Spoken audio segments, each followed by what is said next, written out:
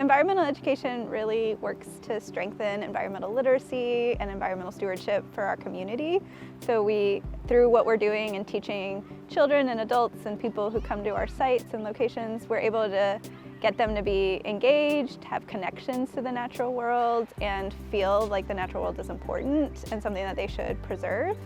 And I also think part of the certification allows you to learn more about teaching style and approaches for what you teach, but it also requires you to spend time at lots of different sites and locations and see how environmental education is happening around the state in different ways. And so kind of learning from different locations, seeing what other places are doing, other educators are doing, you're able to pick up tips and tricks and ideas and ways that you can actively teach people, but also passively engage the community where they are. And a lot of students don't fit into the traditional classroom, that box, and so getting in the outside and learning, I think that's really important to some of the students that may feel kind of trapped when they're indoors. My favorite geologist, Amy Pitts, she was answering questions, and one of the things that she said was that I wish I knew that this was a career that I could do earlier in my life. I always wish that I knew that I could have chosen this as a career earlier, because everyone kept saying,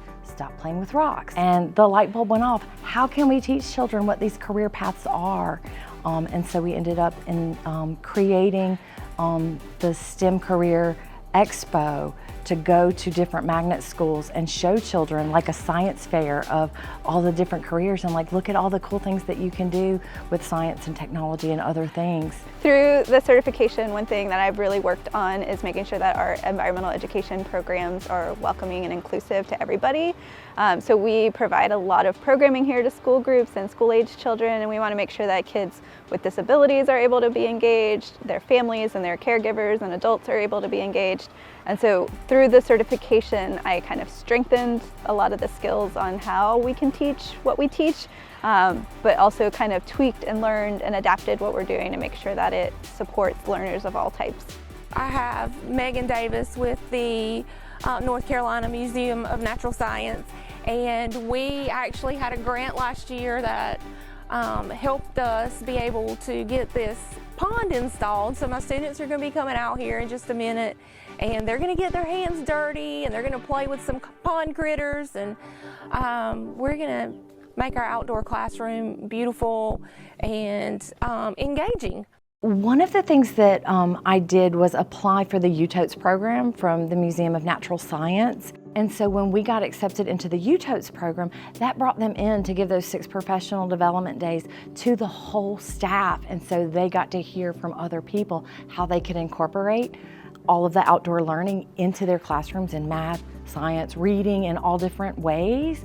And so that really helped have that unified voice with us all saying the same thing and understanding what it was I was doing with our outdoor environment and how I was building our classrooms and our ponds and native environments. It kind of helped connect them with what it was we were doing to make it more school-wide. It would have been impossible for me to get this class started here, or for me to have completed my environmental education certification had it not been for collaborations with non-formal educators. There's no way I could have done this without those collaborations. There's just so many great people that I now call friends that are doing just great work across our state, and it was truly wonderful to learn about them, meet them, and be friends with them. I got so much out of the EE certification program, a whole lot more than I could have expected going in. Having been familiar with programs in other states that are just not up to this level. I think one of the biggest things that I took away from this, beyond content learning, was community building and networking and meeting so many other environmental educators across the state who are doing really cool work, right? In the classroom, in non-formal settings, as total hobbies on the side of what they do for work in their life. The relationships that I made through this program have gone well beyond the certification and have led to these exciting ideas, right, about what's possible when we all get together. And they're folks I never would have met without the EE certification.